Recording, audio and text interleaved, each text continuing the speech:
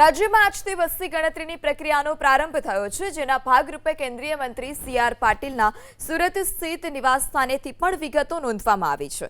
સી.આર. પાટીલે પોતાના પરિવાર સાથે હાજર રહીને ડિજિટલ માધ્યમથી ઓનલાઈન વિગતો નોંધાવી હતી.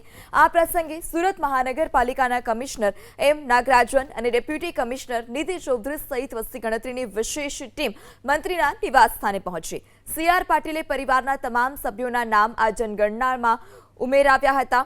આ પ્રસંગે સી.આર. પાટીલે અપીલ કરી કે તમામ નાગરિકોને વિનંતી કરું છું, આજથી 31 મે દરમિયાન યોજાનારી સ્વગણના પ્રક્રિયામાં સક્રિયપણે ભાગ લે.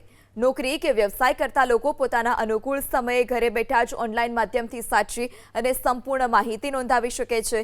નાગરિકો તરફથી આપવામાં આવેલી તમામ માહિતી કાયદા અનુસાર સંપૂર્ણપણે ગુપ્ત રાખવામાં આવે છે અને તેનો ઉપયોગ માત્ર આંકડાકીય તથા વિકાસલક્ષી હેતુઓ માટે જ થાય છે.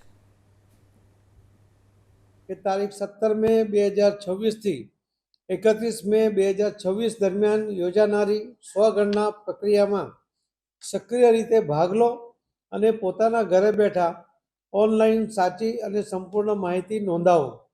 આપ દ્વારા આપવામાં આવેલી માહિતી કાયદા મુજબ સંપૂર્ણપણે ગુપ્ત રાખવામાં આવે છે અને તેનો ઉપયોગ માત્ર આંકડાકીય અને વિકાસલક્ષી હેતુઓ માટે જ કરવામાં આવે છે.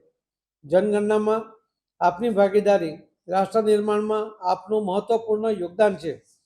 આવો આપણે સૌ સાથે મળીને જનગણના 2027ને સફળ, સચોટ અને સર્વસમાવેશી બનાવીએ.